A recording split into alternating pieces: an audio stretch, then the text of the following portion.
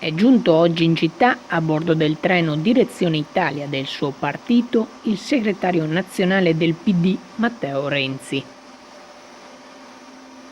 Ad accoglierlo all'arrivo i suoi sostenitori e due gruppi di protesta, uno bloccato all'ingresso e uno imboscato tra i supporters nel binario 6, dove il convoglio è giunto da Mestre.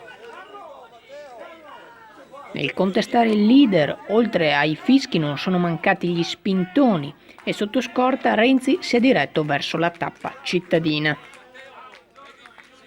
Soprattutto dopo il risultato del voto in Sicilia, i vertici del partito hanno minato la permanenza del loro segretario alla guida del PD e questo pertanto potrebbe essere uno degli ultimi viaggi di Renzi alla guida del partito.